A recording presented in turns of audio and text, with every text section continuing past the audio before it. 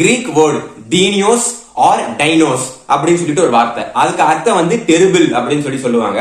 டெரிபிள்னா பயங்கரமான அப்படின்னு சொல்லிட்டு. ரெண்டாவது வார்த்தை சாரஸ். சாரஸும் கிரீக் வேர்டு தான். அதுக்கான அர்த்தம் ரெப்டைல். சோ டீனியோஸ் சாரஸ் ரெண்டு தனித்தனி வார்த்தை. அதை வந்து டைனோசர்ஸ்னு ப்ரொனவுன்ஸ் பண்ணலாம். சோ அந்த வார்த்தையை தான் டைனோசருக்கு, அதாவது இந்த அனிமலுக்கு வந்து வைக்கலாம் அப்படின்னு சொல்லிட்டு அந்த ராபர்ட் ஓவனுங்கிறவர் முடிவு பண்ணி டைனோசர்ஸ் அப்படின்னு சொல்லி வைக்கிறாங்க. இனி ஃபியூச்சர்ல எந்த வகையான ஃபாசில் கண்டுபிடிச்சாலும் அந்த குறிப்பிட்ட அனிமலுக்கு இருக்கிற டைப்ஸுக்கு தகுந்த மாதிரி அதுக்கு நேம் வச்சுட்டு அந்த அனிமலை இந்த டைனோசர்ங்கிற ஃபேமிலிக்குள்ள கொண்டு வந்துடலாம் அப்படின்னு சொல்றாங்க. இது வந்து அந்த வார்த்தை வந்து எப்படி வந்துச்சு அப்படின்னு சொல்லிட்டு இந்த வார்த்தையை கண்டுபிடிச்ச எக்ஸாக்ட் இயர் வந்து 1842ல. ஓகேவா? இப்ப நெக்ஸ்ட் என்னன்னா, இந்த டைனோசர் வந்து எப்ப ஃபார்ம் ஆச்சு?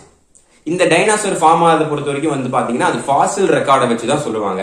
எந்த ஒரு அனிமலா இருந்தாலும் சரி, மனுஷங்களா இருந்தாலும் சரி, எவ்வளவு வருஷமா வாழ்ந்துட்டு இருக்காங்க, எப்ப அவங்க ஃபர்ஸ்ட் ஸ்டார்ட் இருந்துச்சு அப்படிங்கறத அவங்க ஸ்கெலிட்டன்ஸ் வந்து கண்டுபிடிக்கிறாங்க பாத்தீங்களா, அந்த ஃபாசில வச்சுதான் கார்பன் டெஸ்ட் பண்ணி பார்த்துட்டு எவ்வளவு வருஷத்துக்கு முன்னாடி வாழ்ந்தாங்க அப்படின்னு சொல்லுவாங்க. 245 மில்லியன் இயர்ஸ்க்கு முன்னாடி டைனோசர் வந்து இந்த பூமியில வந்து தோன்றி இருக்கு அப்படின்னு சொல்றாங்க.